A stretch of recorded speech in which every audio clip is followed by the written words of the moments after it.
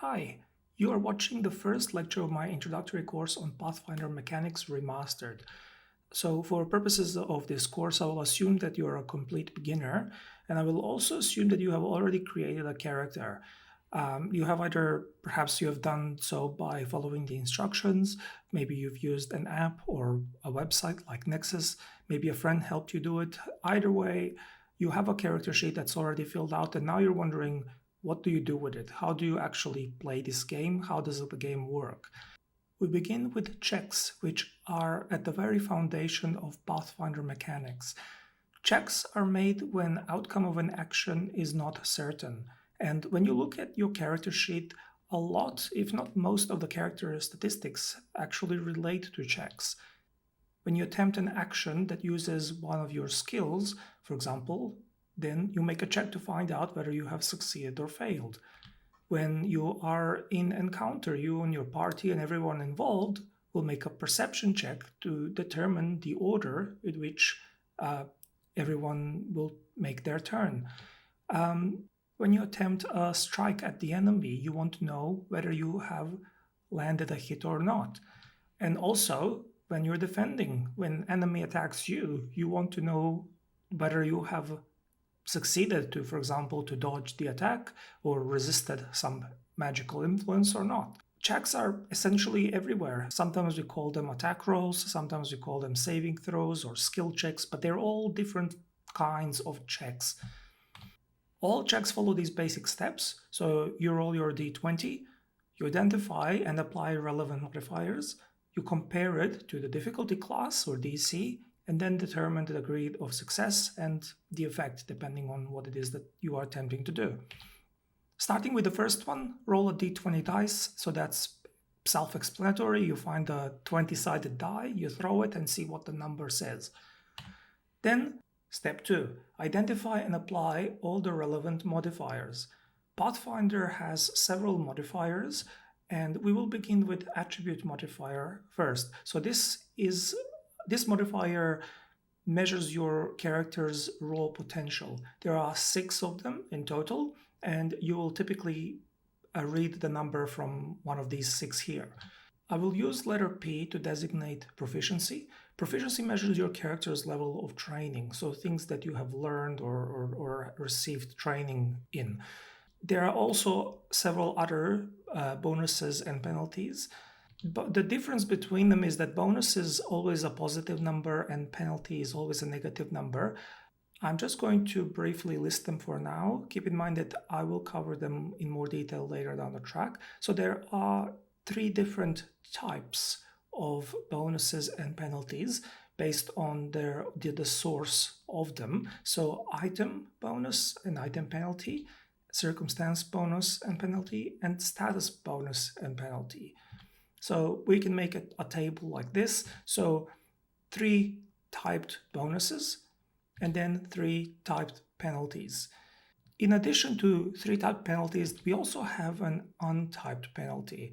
Again, I will explain the differences between typed and untyped penalties and cover each of these modifiers in more detail later down the track. For now, just take this as some numbers that you add or subtract to get this C, which is the result of our check.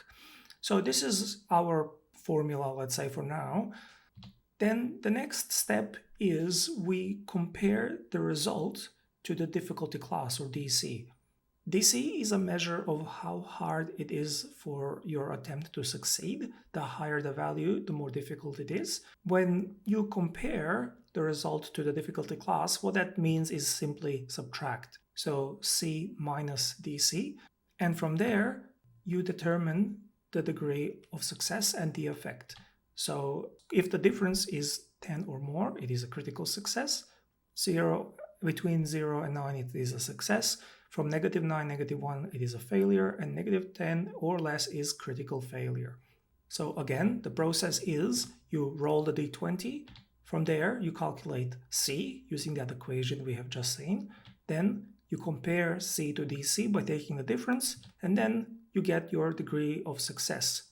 We next cover natural rolls and the effect they have on your final outcome. So when you roll a d20 die, this number that you get is sometimes referred to as natural. So the word natural means, in this context, it means raw. In other words, it has not been altered or modified in any way. It is direct result from a die. There are two possible, well, there are many, 20 exactly, possible values you can get, but what's important for us are natural 20 and natural 1, so the highest and the lowest value, and that's because those two actually have an effect on the final outcome that you get. Going back to our flowchart, when you roll a natural 20 in step 1, the outcome of that, or rather what happens is natural 20 acts as a degree of success modifier, although no one really calls it that. But essentially what it does, it modifies the final outcome. Instead of critical failure, for example, your outcome becomes a failure. So failure becomes a success, and success becomes a critical success. So it promotes whatever you would have normally worked out by going through steps 1, 2, 3, 4. It alters that and by 1 degree higher. And as you would imagine, if you roll a natural 1, the outcome is the exact opposite of that. So a critical success becomes a success, success becomes a failure, and failure becomes a critical failure. All right, so let's look at these modifiers in a bit more detail. P stands for proficiency, as I said in my notation, and it measures your level of training. In Pathfinder, all of your proficiencies are ranked the following way. You're either untrained, trained, expert, master, legendary. And associated bonus for each of these is, as you can see, listed here at the table. So if you're untrained, then the value for P you will use for whatever the check you're making is, you will put a 0 there. You will know what your rank is by looking at your character sheet. So this is what this TEML stands for when you look close up. So trained, expert, master, legendary. One of these might be shaded. If none of these are shaded or checked or crossed, that means that you are untrained for that particular skill. Of course, it's not just for skill checks, other kinds of checks as well. If you're attacking with a weapon, you would look at here to see what your proficiency is for each of these weapons. And also if you're defending, if you're trying to make a saving throw, again, all of these are listed there. And if you ever forget these values, the numbers that I had is listed here in the table, you can always look at the bottom of the character sheet. They will be showing there. And the last part of our equation for making checks are bonuses and penalties. So these account for everything else that's not covered by attribute modifier or your proficiency. A bonus is defined as the positive number, penalty is the negative number. And as I've said before, we have 3 types for each: item, circumstance, and status. So item bonus is typically, as the name suggests, it will be dependent on the item you have. It might be armor, it could be the weapon you're carrying or something like that. Circumstance bonus is to do with the environment or perhaps some tactic or positional bonus if you're attacking from particular side or flank where enemy is vulnerable. Status bonuses and penalties are usually some temporary effects due to spells or some kinds of buffs or debuffs that are going on. Important to note here is that if you have multiple bonuses of the same type that apply to a single roll, you can only apply the highest one. And likewise, multiple penalties of the same type that apply to a single roll, you only apply the worst penalty. What that means in plain English is this. Let's say you have a circumstance bonus by hiding behind a cover, and that gives you a +2. And then you decide, okay, I'm going to raise a shield that gives me a circumstance bonus +1, and therefore your circumstance bonus is +3.